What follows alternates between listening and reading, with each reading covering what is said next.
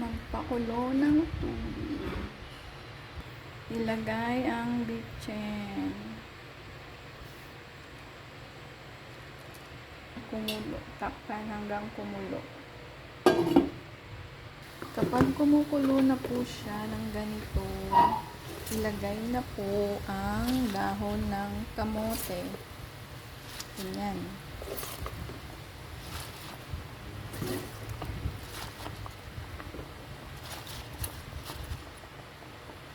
Tapos, haluin po natin siya para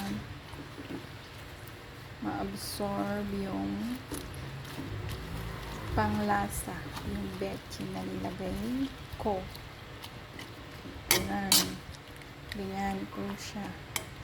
Tapos, takpan po uli natin hanggang lumambot po yung dahon at saka yung stem dito. Ganyan, malambot para masarap siya. Titingnan po natin kung malambot na po siya.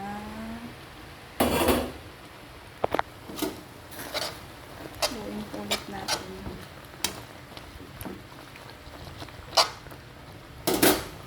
Tingnan po natin ang stem. Ang init. Okay, malambot na po siya. Patayin na natin. Tapos hanguin po yan natin sa isang lagayan. Hanguin po natin siya. Tanggalin natin yung excess na tubig. Natin siya dito sa isang lagayan. Ganun. Ayan na po siya nakalagay dyan. Ilagay na po natin ang bawang na sunod po natin ang asin. Ba't ayaw? Yung asin po depende sa panlasa nyo. Rice wine, lagay natin rice wine, konting rice wine at olive oil.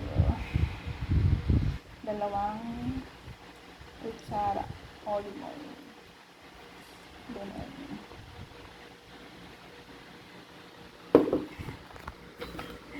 Tapos, haluin po natin. Mix lang to. Ganun. Mix.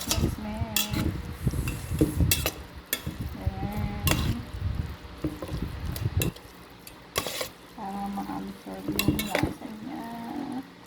Ang dahon ng kamote ay maganda, masustansya sa ating katawan. Paborito siya ng mga Taiwanese.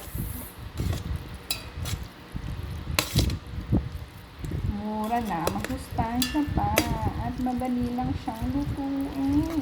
Ganun lang. Metis lang siya. Ganun. Diba? Metis. Ever. That's it. It's done. Okay? Gaya na po siya.